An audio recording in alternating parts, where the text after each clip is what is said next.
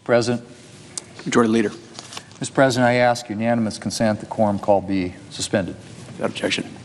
Mr. President, I move to proceed to calendar number 168, H.R. 5371. The clerk will report.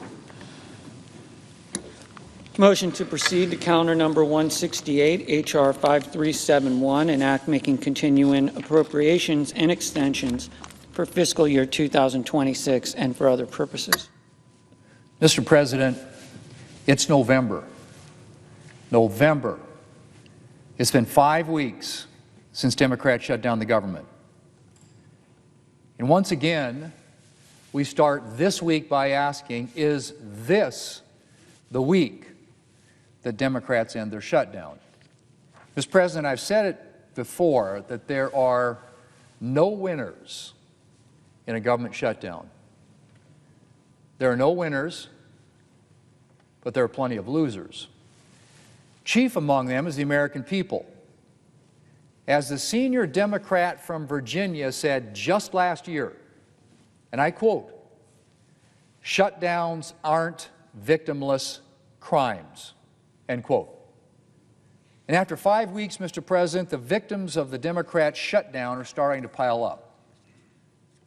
Military families have turned to food banks in significant numbers. And they're not the only ones. Food banks in this area and around the country have seen an influx of federal workers who are missing paychecks due to the shutdown. And things are set to get much worse with SNAP running on limited emergency funds and its future uncertain. Thanks to Democrats, millions more Americans, millions, Mr. President, are now at risk of going hungry. And yet the Democrat shutdown marches on. And of course, letting Americans go hungry is just the beginning.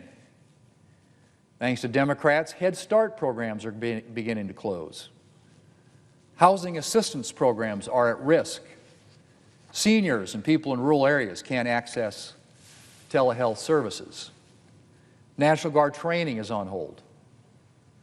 Veterans programs are on pause. I'm sorry to say I could go on. Actually, I could go on for a while. Shutdowns have consequences, and the pain is being felt around the country.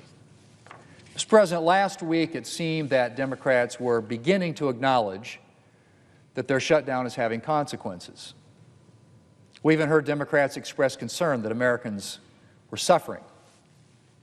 But when they were given the chance to end all of that suffering, the vast majority of Democrats in this body were perfectly willing to prolong the shutdown and the American people's pain. The vast majority of Democrats voted once again against a clean continuing resolution, the only bill on offer that could end all this suffering literally in a matter of hours. It is the only bill in the Senate that would fix every single issue I just mentioned.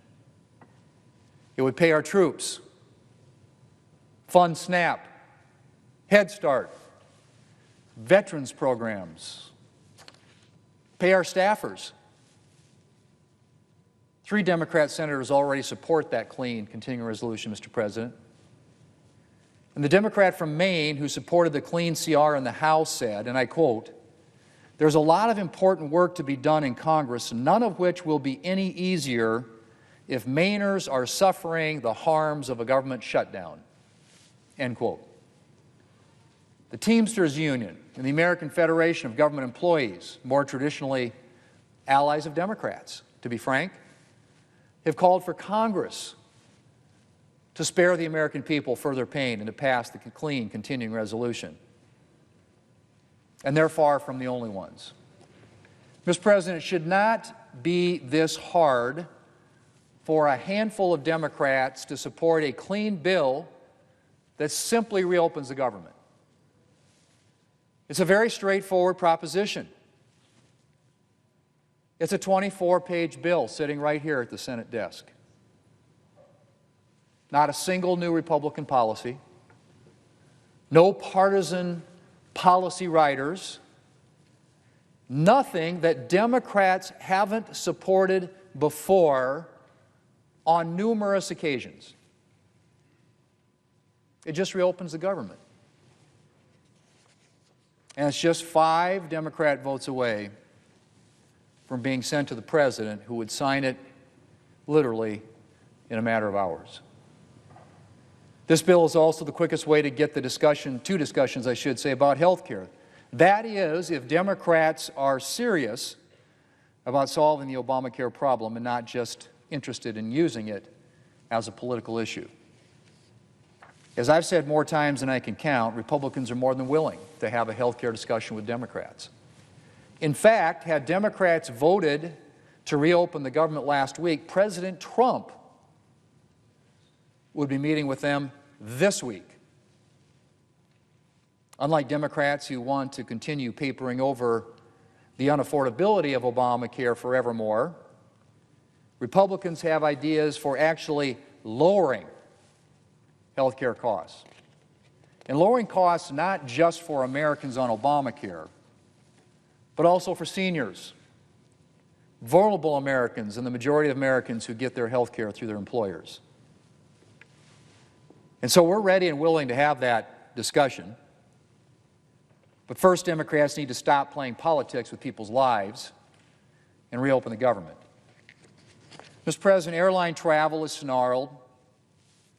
Small businesses are suffering. Hundreds of thousands of Americans are working without pay. And now, 40 million Americans in need are at risk of losing their food stamps. So the question, Mr. President, is how long are Democrats going to continue this? Another month? 2? 3? How much suffering is enough for Democrats? Mr. President, the bill's sitting right there. We voted on it 14 times already. We'll get that opportunity to vote on it a 15th time tomorrow.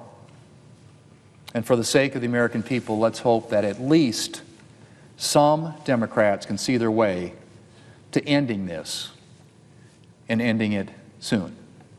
Mr. President, I yield the floor. I suggest the absence of a quorum. Clerk will call the roll. Ms. Alsop.